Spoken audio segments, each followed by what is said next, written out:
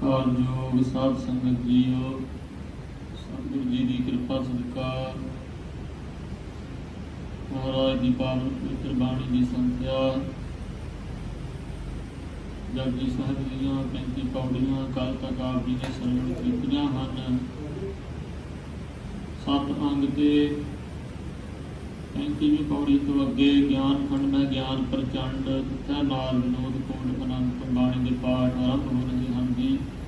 36ਵੀਂ ਪੌੜੀ ਸ੍ਰੀ ਜਪਜੀ ਸਾਹਿਬ ਦੀ ਗਿਆਨ ਖੰਡ ਮੈਂ ਗਿਆਨ ਪ੍ਰਚੰਡ ਤਿੱਥੈ ਨਾਲ ਵਿਨੋਦ ਕੋਟ ਅਨੰਤ ਬਾਣੀ ਦੇ ਪਾਠ ਆਰੰਭ ਹਨ ਜੀ। ਗਿਆਨ ਖੰਡ ਮੈਂ ਗਿਆਨ ਪ੍ਰਚੰਡ ਤਿਥੈ ਨਾਦ ਵਿਨੋਦ ਕੋਟ ਆਨੰਦ।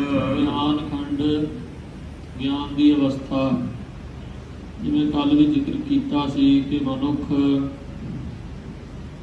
ਜਦੋਂ ਧਰਮ ਦੇ ਰਸਤੇ 'ਤੇ ਚੱਲਦਾ ਹੈ ਤਾਂ ਉਹਦਾ ਪਹਿਲਾ ਪੜਾਅ ਹੈ ਉਹਨੂੰ ਆਪਣੇ ਜੀਵਨ ਬਾਰੇ ਇਹ ਮਹਿਸੂਸ ਹੁੰਦਾ ਕਿ ਮੈਂ ਕੀ ਕਰਨ ਵਾਸਤੇ ਸੰਸਾਰ 'ਤੇ ਆਇਆ ਹਾਂ, ਮੇਰਾ ਫਰਜ਼ ਕੀ ਹੈ। ਭਈ ਪ੍ਰਾਪਤ ਮਾਨੁਖ ਦੇਹ ਹਰੀਆ ਗੋਬਿੰਦ ਮਿਲਣ ਕੀ ਤੇਰੀ ਬਰੀਆ, ਇਹ ਸੋਝੀ ਪ੍ਰਾਪਤ ਹੁੰਦੀ ਹੈ। ਫਿਰ ਮਨੁੱਖ ਸਤ ਸੰਗਤ ਕਰਦਾ ਹੈ, ਸੇਵਾ ਕਰਦਾ ਹੈ, ਪਰਉਪਕਾਰ ਕਰਦਾ ਹੈ, ਜੀਵਨ ਦੇ ਵਿੱਚ ਕੁਝ ਬਦਲਾਅ ਆਉਂਦਾ, ਧਰਮ ਦੇ ਚਿੰਨ੍ਹ ਧਾਰਨ ਕਰਦਾ ਹੈ। ਇਸ ਤਰ੍ਹਾਂ ਇਹ ਧਰਮ ਖੰਡ ਪਹਿਲੀ ਪੌੜੀ ਹੈ ਵਾਹਿਗੁਰੂ ਪਰਮੇਸ਼ਰ ਦੇ ਦਰ ਘਰ ਤੱਕ ਪਹੁੰਚਣ ਦੀ। ਇਹਨੂੰ ਧਰਮ ਖੰਡ ਕਹਿੰਦੇ ਨੇ, ਜਿੱਥੇ ਕੇਵਲ ਧਰਮ ਦੀ ਪਰਿਭਾਸ਼ਾ ਸ਼ੁਰੂ ਕੀਤੀ ਜਾਂਦੀ ਹੈ, ਧਰਮ ਦੇ ਚਿੰਨ੍ਹ ਧਾਰਨ ਕੀਤੇ ਜਾਂਦੇ ਹਨ। ਧਰਮ ਦੇ ਪਹਿਲੇ ਕਰਮ ਕਾਂਡ ਜੋ ਹਰ ਇੱਕ ਧਰਮ ਅੰਦਰ ਜ਼ਰੂਰੀ ਹਨ, ਜੋ ਹਰ ਇੱਕ ਪੰਥ ਅੰਦਰ ਜ਼ਰੂਰੀ ਹਨ। ਜਿਵੇਂ ਮੁਸਲਮਾਨ ਲਈ ਜ਼ਰੂਰੀ ਹੈ 5 ਵਕਤ ਨਮਾਜ਼ ਪੜ੍ਹਨੀ, ਵੁਜ਼ੂ ਕਰਨਾ, ਇਸੇ ਪ੍ਰਕਾਰ ਹਿੰਦੂ ਲਈ ਇਸੇ ਤਰ੍ਹਾਂ ਗਾਇਤਰੀ ਮੰਤਰ ਦਾ ਜਾਪ ਕਰਨਾ ਜਾਂ ਮੰਦਰ ਜਾਣਾ। ਇਸੇ ਤਰ੍ਹਾਂ ਸਿੱਖ ਧਰਮ ਦੇ ਵਿੱਚ ਜੋ ਗੁਰੂ ਦੇ ਪਿਆਰੇ ਹਨ ਉਹਨਾਂ ਲਈ ਕਿ ਅੰਮ੍ਰਿਤ ਵੇਲੇ ਉੱਠਣਾ, ਬਾਣੀ ਪੜ੍ਹਨੀ, ਸੇਵਾ ਕਰਨੀ, ਸਿਮਰਨ ਕਰਨਾ, ਇਹ ਧਰਮ ਖੰਡ ਦੀ ਪਹਿਲੀ ਪੌੜੀ ਹੈ। ਇਸ ਤੋਂ ਅੱਗੇ ਗਿਆਨ ਖੰਡ ਦੂਸਰੀ ਅਵਸਥਾ, ਦੂਸਰੀ ਜ਼ਿੰਦਗੀ ਦੀ ਅਵਸਥਾ, ਜਿੱਥੇ ਜਾ ਕੇ ਗਿਆਨ ਪ੍ਰਚੰਡ ਹੋ ਜਾਂਦਾ ਹੈ, ਗਿਆਨ ਬਹੁਤ ਜ਼ਿਆਦਾ ਪ੍ਰਬਲ ਹੋ ਜਾਂਦਾ ਹੈ। ਪ੍ਰਚੰਡ ਜਿਵੇਂ ਸੂਰਜ ਲਿਸ਼ਕਾਰੇ ਮਾਰਦਾ ਹੈ, ਇਵੇਂ ਫਿਰ ਗੁਰਸਿੱਖ ਦੀ ਜ਼ਿੰਦਗੀ ਵਿੱਚ, ਜੀਵਨ ਵਿੱਚ ਗਿਆਨ ਸੂਰਜ ਵਾਂਗ ਲਿਸ਼ਕਦਾ ਹੈ। ਗਿਆਨ ਬਹੁਤ ਪ੍ਰਾਪਤ ਹੋ ਜਾਂਦਾ ਗੁਰੂ ਦੀ ਬਾਣੀ ਸੁਣਨ ਨਾਲ, ਕਥਾ ਸੁਣਨ ਨਾਲ, ਕੀਰਤਨ ਸੁਣਨ ਨਾਲ ਗਿਆਨ ਦੀ ਪ੍ਰਾਪਤੀ ਹੁੰਦੀ ਹੈ। ਤਿੱਥੈ ਨਾਦ ਵਿਨੋਦ ਕੋਟ ਆਨੰਦ। ਜਿਉਂ ਜਿਉਂ ਮਨੁੱਖ ਦੀ ਅਵਸਥਾ ਉੱਚੀ ਉੱਠਦੀ ਹੈ, ਤਿਉਂ ਮਨੁੱਖ ਨੂੰ ਵਾਹਿਗੁਰੂ ਦੀ ਬੇਅੰਤਤਾ ਹੋਰ ਨਜ਼ਰ ਪੈਂਦੀ ਹੈ। ਉਹ ਫਿਰ ਗਹਿਰਾਈਆਂ ਵਿੱਚ ਉਤਰਦਾ ਹੈ। ਗਿਆਨ ਖੰਡ ਦੇ ਵਿੱਚ ਆਣ ਕੇ ਵਾਹਿਗੁਰੂ ਦੀ ਬੇਅੰਤਤਾ ਹੋਰ ਦਿਸਦੀ ਹੈ। ਅਨੇਕਾਂ ਖਾਣੀਆਂ, ਅਨੇਕਾਂ ਬਾਣੀਆਂ, ਅਨੇਕਾਂ ਦੇਵਤੇ, ਅਨੇਕਾਂ ਰਾਖਸ਼, ਅਨੇਕਾਂ ਸਿੱਧ ਬੁੱਧ, ਉੱਥੇ ਨਾਦ ਵਿਨੋਦ ਕੋਟ ਆਨੰਦ। ਇਸ ਅਵਸਥਾ ਵਿੱਚ ਪਹੁੰਚ ਕੇ ਨਾਦ, ਅਨੇਕਾਂ ਪ੍ਰਕਾਰ ਦੇ ਨਾਦ ਸੁਣਦੇ ਹਨ। ਉਹਨਾਂ ਨੂੰ ਫਿਰ ਅਨਹਦ ਨਾਦ ਵੀ ਸੁਣਾਈ ਦਿੰਦਾ ਹੈ। ਵਿਨੋਦ ਇਸੇ ਤਰ੍ਹਾਂ ਵਾਹਿਗੁਰੂ ਪਰਮੇਸ਼ਰ ਦੀ ਜੋ ਕੁਦਰਤ ਹੈ ਉਹਨੂੰ ਤੱਕ ਕੇ ਵਿਨੋਦ ਖੁਸ਼ੀ ਹੁੰਦੀ ਹੈ। ਕੋਟ ਕੌਤਕ ਵਾਹਿਗੁਰੂ ਦੇ ਦੇਖ ਕੇ ਆਨੰਦ ਪ੍ਰਾਪਤ ਹੁੰਦਾ ਹੈ। ਵਾਹਿਗੁਰੂ ਦੀਆਂ ਖੇਡਾਂ ਦੇਖ ਕੇ, ਵਾਹਿਗੁਰੂ ਦਾ ਇਹ ਪਸਾਰਾ ਦੇਖ ਕੇ, ਵਾਹਿਗੁਰੂ ਦੀ ਸ੍ਰਿਸ਼ਟੀ ਦੀ, ਕੁਦਰਤ ਦੀ ਜੋ ਮਹਾਰਾਜ ਨੇ ਪ੍ਰਕਿਰਤੀ ਬਣਾਈ ਹੈ ਉਹਦੇ ਵੱਲ ਦੇਖ ਕਰਕੇ। ਸਰਮ ਖੰਡ ਕੀ ਬਾਣੀ ਰੂਪ ਤਿਥੈ ਘਾਟ ਕੜੀਏ ਬਹੁਤ ਅਨੂਪ। ਹੁਣ ਤੀਸਰਾ ਖੰਡ ਮਹਾਰਾਜ ਵਰਣਨ ਕਰਦੇ ਹਨ, ਸਰਮ ਖੰਡ ਕੀ ਬਾਣੀ ਰੂਪ। ਸਰਮ ਖੰਡ ਗਿਆਨ ਪ੍ਰਾਪਤ ਕਰਕੇ ਉੱਥੇ ਨਹੀਂ ਟਿਕੇ ਰਹਿਣਾ ਗੁਰੂ ਦੇ ਸਿੱਖ ਨੇ। ਬਹੁਤ ਸਾਰੇ ਜਿਹੜੇ ਜੀਵ ਹਨ ਉਹ ਧਰਮ ਖੰਡ ਦੇ ਵਿੱਚ ਹੀ ਟਿਕੇ ਰਹਿ ਜਾਂਦੇ ਹਨ, ਧਰਮ ਖੰਡ ਤੋਂ ਵੀ ਅੱਗੇ ਨਹੀਂ ਤੁਰਦੇ ਹਨ।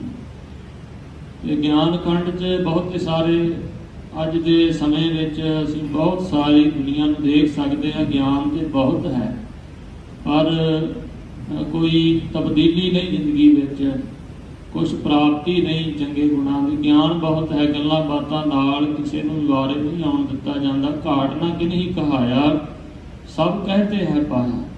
ਮਹਾਰਾਜ ਆਖਦੇ ਕਿਸੇ ਨੇ ਆਪਣੇ ਆਪ ਨੂੰ ਘੱਟ ਨਹੀਂ ਕਹਿਣਾ ਕੀਤਾ ਮੇਰੇ 'ਚ ਕੋਈ ਕਮੀ ਹੈ, ਮੈਂ ਘੱਟ ਹਾਂ। ਸਾਰੇ ਆਖਦੇ ਨੇ ਅਸੀਂ ਬਹੁਤ ਜਾਣਦੇ ਹਾਂ ਰੱਬ ਬਾਰੇ, ਸਾਨੂੰ ਬਹੁਤ ਪਤਾ ਹੈ।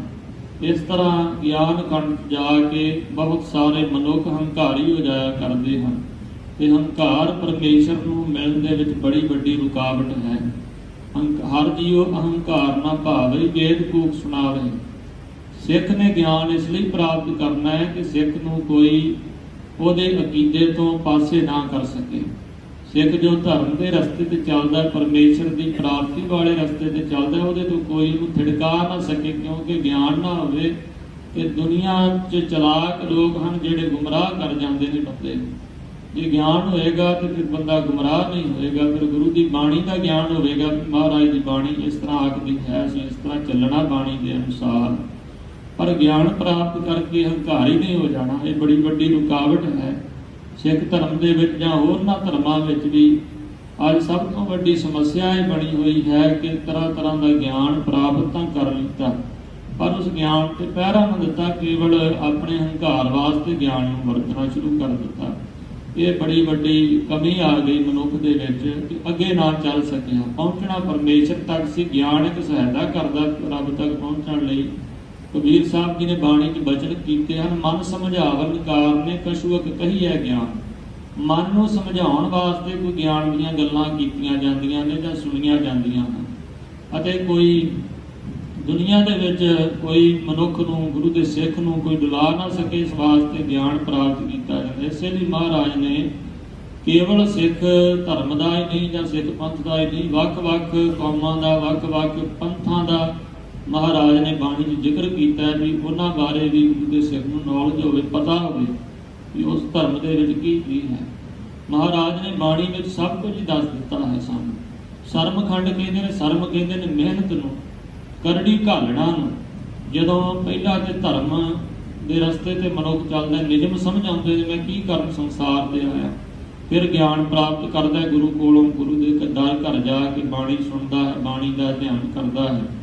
ਤੇ ਇਸ ਤੋਂ ਅੱਗੇ ਫਿਰ ਮਨੁੱਖ ਨੇ ਚੱਲਣਾ ਸਰਮਖੰਡ, ਮਿਹਨਤ ਕਰਨੀ, ਜੋ ਬਾਣੀ ਸੁਣੀ ਹੈ, ਪੜ੍ਹੀ ਹੈ, ਸਮਝੀ ਹੈ, ਉਹਦੇ ਤੇ ਪਹਿਰਾ ਦੇਣਾ, ਉਹਨੂੰ ਜੀਵਨ ਦੇ ਵਿੱਚ ਅਪਣਾਉਣਾ ਹੈ। ਬਾਣੀ ਵਿੱਚ ਮਹਾਰਾਜ ਸੱਚੇ ਪਾਤਸ਼ਾਹ ਜੀ ਨੇ ਜੋ ਜੋ ਬਚਨ ਕੀਤੇ ਨੇ ਕਿ ਦਇਆ ਕਰਨੀ, ਧੌਲ ਧਰਮ ਦਇਆ ਕਾ ਪੂਤ, ਜੇ ਦਇਆ ਨਾ ਹੋਈ ਤਾਂ ਸਮਝੋ ਵੀ ਅਸੀਂ ਗਿਆਨ ਖੰਡ ਤੱਕ ਸੀਮਤ ਹਾਂ, ਬਾਣੀ ਪੜ੍ਹ ਰਹੇ ਹਾਂ, ਸੁਣ ਰਹੇ ਹਾਂ, ਅੱਗੇ ਨਹੀਂ ਚੱਲੇ। ਗੁਰੂ ਗਰੀਬ ਨਵਾਜ ਨੇ ਬਾਣੀ ਵਿੱਚ ਆਖਿਆ, ਬੋਲੀਏ ਸੱਚ ਧਰਮ ਝੂਠ ਨਾ ਬੋਲੀਏ, ਜੋ ਗੁਰੂ ਦੱਸੈ ਬਾਟ ਮੁਰੀਦਾ ਜੋਲੀ। ਝੂਠ ਨਹੀਂ ਬੋਲਣਾ ਚਾਹੀਦਾ, ਸੱਚ ਬੋਲਣਾ ਚਾਹੀਦਾ ਹੈ। ਇਹ ਫਰਜ਼ ਹੈ ਹਰ ਇੱਕ ਇਨਸਾਨ ਦਾ, ਇਹ ਇਨਸਾਨੀਅਤ ਹੈ। ਤੇ ਜੇ ਅਸੀਂ ਸੱਚ ਨਹੀਂ ਬੋਲ ਰਹੇ, ਝੂਠ ਬੋਲ ਰਹੇ ਹਾਂ, ਤੇ ਸਮਝੀਏ ਵੀ ਅਸੀਂ ਅਗਾਂਹ ਨਹੀਂ ਚੱਲੇ, ਅਸੀਂ ਰੁਕ ਗਏ ਹਾਂ ਧਰਮ ਖੰਡ, ਸਰਬ ਇਸੇ ਤਰ੍ਹਾਂ ਗਿਆਨ ਖੰਡ ਵਿੱਚ। ਤੇ ਮਹਾਰਾਜ ਸੱਚੇ ਪਾਤਸ਼ਾਹ ਜੀ ਨੇ ਜੋ ਜੋ ਬਚਨ ਕੀਤੇ ਹਰ ਬਾਣੀ ਵਿੱਚ ਵੀ ਸੇਵਾ ਕਰਨੀ, ਜੇ ਅਸੀਂ ਹੱਥੀਂ ਸੇਵਾ ਨਹੀਂ ਕਰਦੇ, ਕੇਵਲ ਬਾਣੀ ਪੜ੍ਹ ਰਹੇ ਹਾਂ, ਕਿਸੇ ਪ੍ਰਕਾਰ ਦੀ ਸੇਵਾ ਨਹੀਂ ਕਰਦੇ, ਲੰਗਰ ਪਾਣੀ ਖਾ ਪੀ ਕੇ ਘਰਾਂ ਨੂੰ ਤੁਰ ਜਾਂਦੇ ਹਾਂ, ਤੇ ਫਿਰ ਅਸੀਂ ਸਮਝੀਏ ਵੀ ਅਸੀਂ ਗਿਆਨ ਖੰਡ ਤੱਕ ਗੱਲਾਂ ਬਾਤਾਂ ਸਾਨੂੰ ਬਹੁਤ ਆਉਂਦੀਆਂ ਨੇ, ਸੁਣੀਆਂ ਵੀ ਬੜੀਆਂ ਹਨ, ਪਰ ਅਸੀਂ ਅੱਗੇ ਨਹੀਂ ਚੱਲ ਸਕੇ। ਅਸੀਂ ਉੱਥੇ ਹੀ ਖੜੇ ਹਾਂ। ਮਹਾਰਾਜ ਨੇ ਇੱਕ ਮੀਲ ਪੱਥਰ ਸਾਨੂੰ ਦਿੱਤਾ ਹੈ ਸ੍ਰੀ ਜਪਜੀ ਸਾਹਿਬ ਅੰਦਰ। ਗੁਰੂ ਦੇ ਸਿੱਖਾ ਆਪਣੀ ਜ਼ਿੰਦਗੀ ਬਾਰੇ ਵਿਚਾਰਦਾ ਰਹਿ ਵੀ ਤੂੰ ਕਿੱਥੇ ਕੁ ਪਹੁੰਚਿਆ ਤੇ ਕਿੰਨਾ ਕੁ ਦੂਰ ਹੈ ਪਰਮੇਸ਼ਰ ਰੱਬ ਨਾਲੋਂ, ਪਰਮਾਤਮਾ ਨਾਲੋਂ। ਸਰਮਖੰਡ ਜਦੋਂ ਮਨੁੱਖ ਪਹੁੰਚਦਾ ਤੇ ਉਹ ਮਿਹਨਤ ਕਰਦਾ, ਜਿਵੇਂ ਸ੍ਰੀ ਗੁਰੂ ਅਮਰਦਾਸ ਮਹਾਰਾਜ ਸੱਚੇ ਪਾਤਸ਼ਾਹ ਜੀ ਨੇ ਦੇਖੋ ਬੁਢਾਪੇ ਅੰਦਰ, ਬਿਰਧ ਅਵਸਥਾ ਵਿੱਚ ਕਿੰਨੀ ਸੇਵਾ ਕੀਤੀ, ਕਿਉਂਕਿ ਉਹਨਾਂ ਨੇ ਗਿਆਨ ਖੰਡ ਦੀ ਪ੍ਰਾਪਤੀ ਕਰ ਲਈ ਸੀ। ਅੱਗੇ ਸਰਮਖੰਡ 'ਚ ਪਹੁੰਚਣਾ ਵੀ ਬਹੁਤ ਜ਼ਰੂਰੀ ਸੀ। ਸਰਮਖੰਡ ਮਿਹਨਤ ਘਾਲਣਾ ਕਰਨੀ ਬੜੀ ਜ਼ਰੂਰੀ ਸੀ। ਮਿਹਨਤ ਘਾਲਣਾ ਤੋਂ ਬਿਨਾਂ ਕਿਸੇ ਵੀ ਚੀਜ਼ ਦਾ ਰਸ ਨਹੀਂ ਪ੍ਰਾਪਤ ਹੁੰਦਾ। ਗੁਰੂ ਮਹਾਰਾਜ ਸੱਚੇ ਪਾਤਸ਼ਾਹ ਗੁਰੂ ਅੰਗਦ ਸਾਹਿਬ ਜੀ ਨੇ ਕਰੜੀ ਘਾਲਣਾ ਘਾਲੀ, ਗੁਰੂ ਅਮਰਦਾਸ ਮਹਾਰਾਜ ਜੀ ਨੇ ਕਰੜੀ ਘਾਲਣਾ ਘਾਲੀ, ਕਠਿਨ ਤਪੱਸਿਆ ਮਿਹਨਤ ਕੀਤੀ, ਸੇਵਾ ਕੀਤੀ, ਗੁਰੂ ਰਾਮਦਾਸ ਜੀ ਨੇ ਕੀਤੀ। ਇਸ ਪ੍ਰਕਾਰ ਗੁਰੂ ਦੇ ਸਿੱਖਾਂ ਨੇ ਬੜੀ ਬੜੀ ਕਰੜੀ ਘਾਲਣਾ ਘਾਲੀ ਹੈ। ਭਾਈ ਮੰਝ ਵਰਗਿਆਂ ਨੇ ਅੰਨ ਜਲ ਦਾ ਤਿਆਗ ਕਰ ਦਿੱਤਾ, ਗੁਰੂ ਦੀ ਖੁਸ਼ੀ ਪ੍ਰਾਪਤ ਕੀਤੀ। ਇਸ ਪ੍ਰਕਾਰ ਜਦੋਂ ਸਿੱਖ ਗਿਆਨ ਖੰਡ ਤੋਂ ਅੱਗੇ ਚੱਲਦਾ ਉਹਨੂੰ ਸਰਮਖੰਡ ਆਖਦੇ ਨੇ। ਸਰਮ ਦਾ ਅਰਥ ਇੱਥੇ ਹੈ ਮਿਹਨਤ, ਤਪੱਸਿਆ, ਘਾਲਣਾ, ਜੋ ਸੇਵਾ ਕਰਕੇ ਮਨੁੱਖ ਘਾਲਦਾ ਹੈ, ਸੇਵਾ ਕਰਦਾ। ਬਿਨ ਸੇਵਾ ਧ੍ਰਿਗ ਹੱਥ ਪੈਰ ਹੋਰ ਨਿਹਫਲ ਕਰਨੀ। ਸੇਵਾ ਤੋਂ ਬਿਨਾਂ ਮਹਾਰਾਜ ਕਹਿੰਦੇ ਹੱਥ ਪੈਰ ਜਿਹੜੇ ਨੇ ਨਾ ਫਿਟਕਾਰ ਯੋਗ ਨੇ, ਲਾਹਣਤ ਯੋਗ ਨੇ, ਇਹਨਾਂ ਦਾ ਕੀ ਲਾਭ ਹੈ ਹੱਥਾਂ ਪੈਰਾਂ ਦਾ, ਜੇ ਮਨੁੱਖ ਸੇਵਾ ਨਹੀਂ ਕਰ ਸਕਦਾ, ਕਿਸੇ ਦਾ ਭਲਾ ਨਹੀਂ ਕਰ ਸਕਦਾ ਇਹਨਾਂ ਹੱਥਾਂ ਨਾਲ। ਇਸ ਤਰ੍ਹਾਂ ਮਹਾਰਾਜ ਸੱਚੇ ਪਾਤਸ਼ਾਹ ਜੀ ਨੇ ਸਰਮਖੰਡ ਕੀ ਬਾਣੀ ਰੂਪ ਕਹਿੰਦੇ ਨੇ ਬੜੇ ਰੂਪ ਵਾਲੀ, ਸੁੰਦਰ ਰੂਪ ਵਾਲੀ ਬਾਣੀ, ਬਣਾਵਟ, ਬਾਣੀ ਤੋਂ ਭਾਵ ਬੋਲੀ, ਬਾਣੀ ਤੋਂ ਭਾਵ ਬਣਾਵਟ, ਬਾਣੀ ਤੋਂ ਭਾਵ ਜ਼ਿੰਦਗੀ। ਜਿਹੜੇ ਸਰਮਖੰਡ 'ਚ ਪਹੁੰਚਦੇ ਨੇ ਉਹਨਾਂ ਦੀ ਜ਼ਿੰਦਗੀ ਜਿਹੜੀ ਹੈ ਬੜੀ ਸੋਹਣੇ ਰੂਪ ਵਾਲੀ ਬਣ ਜਾਂਦੀ ਹੈ। ਉਹਨਾਂ ਦੀ ਜਿਹੜੀ ਜ਼ਿੰਦਗੀ ਦੀ ਬਣਾਵਟ ਹੈ ਉਹ ਬੜੀ ਸੁੰਦਰ ਬਣ ਜਾਂਦੀ ਹੈ। ਉਹ ਬੜੇ ਸੁੰਦਰ ਗੁਣਾਂ ਵਾਲੇ ਬਣ ਜਾਂਦੇ ਨੇ ਜਿਹੜੇ ਸਰਮਖੰਡ 'ਚ ਪਹੁੰਚਦੇ ਹਨ। ਇੱਥੇ ਬਹੁਤ ਘੱਟ ਸਿੱਖ ਜਾਂ ਆਮ ਜਗਿਆਸੂ ਜਾਂ ਹੋਰ ਧਰਮਾਂ ਦੇ ਰਸਤੇ 'ਤੇ ਚੱਲਣ ਵਾਲੇ ਪਹੁੰਚਦੇ ਹਨ। ਤੀਸਰੀ ਅਵਸਥਾ ਵਿੱਚ ਗਿਆਨ ਖੰਡ 'ਤੇ ਸਾਰੇ ਟਿਕੇ ਰਹਿ ਜਾਂਦੇ ਹਨ। ਬਹੁਤ ਸਾਰੇ ਲੋਕ ਤਾਂ ਧਰਮ ਖੰਡ ਤੋਂ ਅੱਗੇ ਨਹੀਂ ਤੁਰਦੇ, ਉਹ ਕੇਵਲ ਧਾਰਮਿਕ ਜਿਨ੍ਹਾਂ ਤੇ ਹੀ ਲੜਦੇ ਹਨ, ਭਿੜਦੇ ਹਨ ਤੇ ਹੰਕਾਰੀ ਹੋ ਜਾਂਦੇ ਨੇ। ਇਸ ਤੋਂ ਅੱਗੇ ਗਿਆਨ ਖੰਡ ਜੇ ਕੋਈ ਪਹੁੰਚਦਾ ਤੇ ਉਹ ਅੱਗੇ ਸਰਬ ਖੰਡ ਵੱਲ ਨਹੀਂ ਕਦਮ ਪੁੱਟਦਾ। ਜੋ ਬਾਣੀ 'ਚ ਲਿਖਿਆ ਮਹਾਰਾਜ ਨੇ, ਜੋ ਗੁਰੂ ਨੇ ਉਪਦੇਸ਼ ਦਿੱਤਾ ਉਹਦੇ ਤੇ ਜਿਹੜਾ ਪਹਿਰਾ ਦੇਣਾ ਹੈ ਇਹਨੂੰ ਕਹਿੰਦੇ ਨੇ ਸਰਮ ਖੰਡ, ਕਿਉਂਕਿ ਇਹ ਬੜੀ ਕਰੜੀ ਘਾਲਣਾ ਹੈ। ਇਹ ਸੌਖਾ ਕੰਮ ਨਹੀਂ ਗੁਰੂ ਦੀ ਬਾਣੀ ਤੇ ਅਨੁਸਾਰ ਚੱਲਣਾ, ਗੁਰੂ ਦੀ ਬਾਣੀ ਤੇ ਪਹਿਰਾ ਦੇਣਾ। ਮਹਾਰਾਜ ਆਖਦੇ ਇਸ ਅਵਸਥਾ ਦੀ ਜਿਹੜੀ ਬਣਾਵਟ ਹੈ ਬੜੀ ਸੋਹਣੇ ਰੂਪ ਵਾਲੀ ਬਣ ਜਾਂਦੀ ਤੇ ਤੈ ਘਾੜਤ ਘੜੀ ਹੈ ਬਹੁਤ ਅਨੂਪ। ਇਸ ਅਵਸਥਾ ਵਿੱਚ ਜਿਹੜਾ ਮਨ ਹੈ ਨਾ ਉਹਦੀ ਘਾੜਤ ਘੜੀ ਜਾਂਦੀ ਹੈ। ਜਿਹੜਾ ਮਨੁੱਖ ਦੇ ਮਨ ਕੀ ਹੈ, ਵਿਚਾਰ, ਮਨੁੱਖ ਦੇ ਜਨਮਾਂ ਜਨਮਾਂਤਰਾਂ ਦੇ ਇਕੱਠੇ ਹੋਏ ਵਿਚਾਰਾਂ ਦੇ ਸੰਗ੍ਰਹਿ ਨੂੰ ਹੀ ਮਨ ਆਖਦੇ ਹਨ। ਜਿਹੜੇ ਮਨ ਦੇ ਵਿਚਾਰ ਨੇ ਮੈਲੇ ਵਿਚਾਲੇ ਕਈ ਜਨਮਾਂ ਜਨਮਾਂਤਰਾਂ ਦੇ ਕਿਸੇ ਬਾਰੇ ਬੁਰਾ ਸੋਚਣਾ, ਬੁਰਾ ਚਿਤਵਣਾ, ਉਹ ਸਾਡੇ ਅੰਦਰ ਹੀ ਘਰ ਕਰੀ ਜਾਂਦਾ। ਜੋ ਕੁਝ ਅਸੀਂ ਸੋਚਦੇ ਹਾਂ ਅੰਦਰ ਸਟੋਰ ਹੋਈ ਜਾਂਦਾ, ਉਹ ਕਿਤੇ ਜਾਂਦਾ ਨਹੀਂ ਹੈ। ਜੋ ਅਸੀਂ ਪਿਛਲੇ ਕਈ ਜਨਮਾਂ ਤੋਂ ਸੋਚਦੇ ਆ ਰਹੇ ਉਹ ਕੁਝ ਵੀ ਸਾਡੇ ਅੰਦਰ ਹੈ। ਇਸੇ ਲਈ ਬਾਣੀ 'ਚ ਮਹਾਰਾਜ ਨੇ ਆਖਿਆ ਵੀ ਜਨਮ ਜਨਮ ਕੀ ਮਨ ਕੋ ਮਲ ਲੱਗੀ ਕਾਲਾ ਹੁਆ ਸਿਆਹ।